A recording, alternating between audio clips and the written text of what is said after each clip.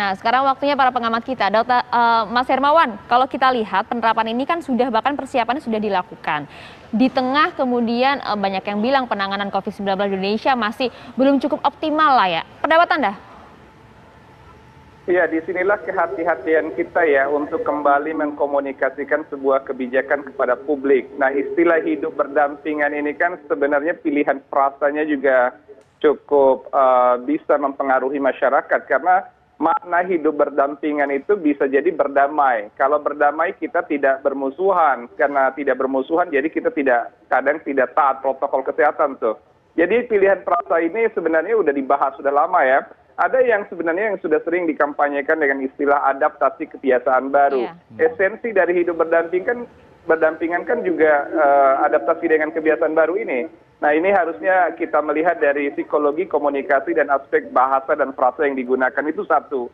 Yang kedua, kalau kita lihat secara esensi, hidup berdampingan ini kita sendiri ya sebagai warga bangsa dan pemerintah sendiri sudah sangat lama kita ini hidup berdampingan dengan penyakit-penyakit menular yang lebih tinggi case fatality-nya seperti halnya HIV/AIDS, kemudian juga kita dengan penyakit malaria, tuberkulosis, bahkan juga penyakit menular lain seperti filariasis dan lain-lain. Nah, itu penyakit-penyakit yang mengendemik ya, artinya sudah bertahan lama dan kalau terpapar ya cukup besar resikonya kesakitan hingga kematian. Hanya saja secara psikologis publik kasus itu semua sudah terkendali, sudah dilakukan mitigasi resiko dengan baik dan sebagian diantaranya juga kita sudah menemukan obatnya atau vaksinnya bahkan juga. Nah, oleh karena itu berkaitan dengan COVID, kalau mau momentum menjadi tepat, kendalikan dulu COVID ini.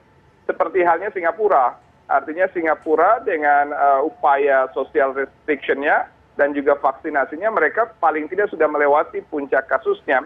Nah, ada dua hal yang harus kita antisipasi terkait dengan COVID ini. Pertama, pengendalian kasus itu sendiri dari angka-angka epidemiologi. Yang kedua, edukasi dan juga promosi berkelanjutan kepada masyarakat yang dimaknai hidup berdampingan ini apa gitu.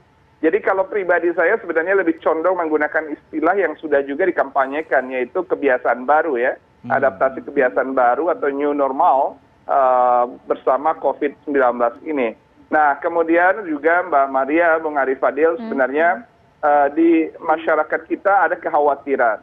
Kalau sekarang ini dikampanyekan, diuji coba, seolah-olah pemerintah menyerah dengan kendali COVID ini. Karena wacananya saat ini adalah hidup berdampingan. Kasus aktif masih lebih dari 400.000.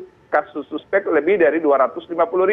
Nah, jadi ketidakmampuan kita untuk mengendalikan secara cepat saat ini jangan sampai diparalelkan dengan hidup berdampingan yang notabene disalahartikan. Jangan sampai disalahartikan, wah pemerintah udah menyerah nih, apa masyarakat menyerah juga? Kan repot kalau masyarakat juga menyerah dari aspek perilaku protokol kesehatan yang 5M.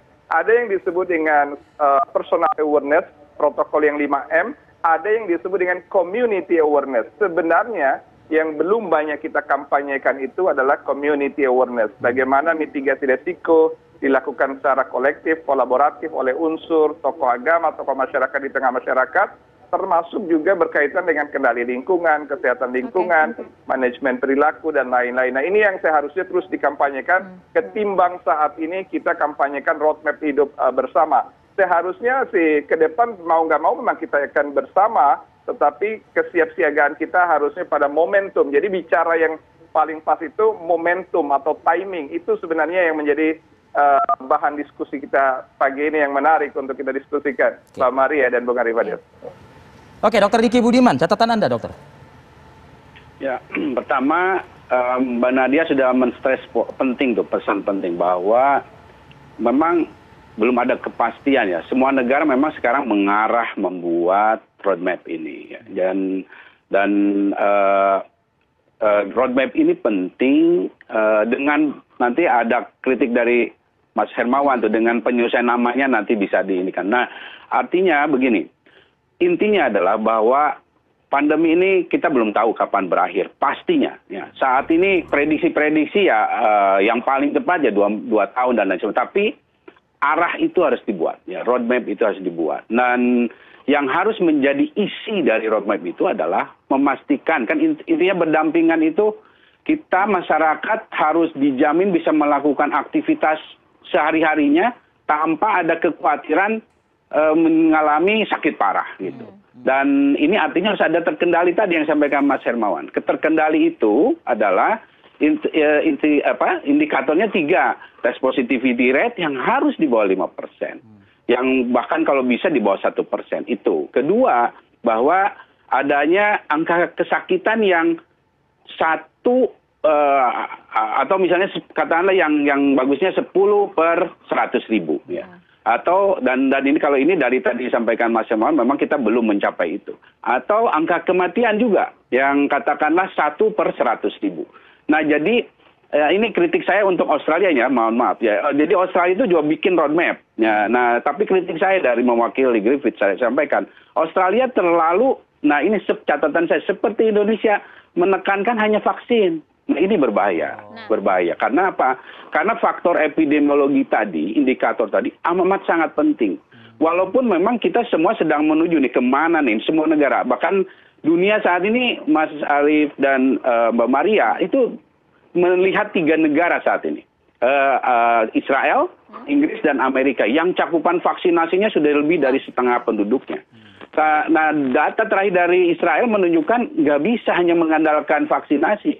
Sekarang angka kesakitannya banyak di Israel, dan bahkan yang sudah penuh divaksinasi, sebagian kecil tapinya ya, sebagian kecil masuk ICU. Ini memang betul vaksin efektif, tapi ternyata nggak bisa hanya mengandalkan vaksinasi. Oleh karena itu, indikator tadi, epidemiologi itu sangat penting. Ya, test positivity rate, angka kesakitan, dan kematian. Nah, apalagi jangan sampai dihilangkan angka kematiannya. Nah, kemudian ada lagi bahwa masyarakat itu harus ada terjamin 3 hal. Jadi kalau sakit tidak parah, tidak harus sampai ICU. Kalau dia mengalami sakit, dia tidak sulit mendapatkan fasilitas kesehatan. Dan ketiga, ini yang penting, kalaupun sakit, potensi dia mengalami kematian sangat kecil. Nah, 3 inilah memang ada peran vaksinasi di situ, ada peran pengendalian dari pandeminya itu sendiri. Jadi 3 inilah yang akan diarah di setiap nanti fase ya. Kalau misalnya, ya mohon maaf saya misalnya bicara yang Singapura ataupun sekarang Australia juga hampir sama nih, berbarengan sebetulnya. Jadi fase vaksinasinya dibuat targetnya, misalnya 70% dulu akhir tahun. Nah itu fase di situ, waktunya mungkin bisa berbeda-beda ya. Tapi targetnya tuh ada di situ, target vaksinasi, target test positivity rate, dan target kesakitan dan kematian tadi ya, yang harus ditarget. Nah, kan kemudian kalau itu sudah kita kan juga punya, Dokter Diki. Ya, tapi nggak clearly state gitu, nggak jelas ini mau ditargetkan itu seperti kapan, bagaimananya ini masih belum jelas.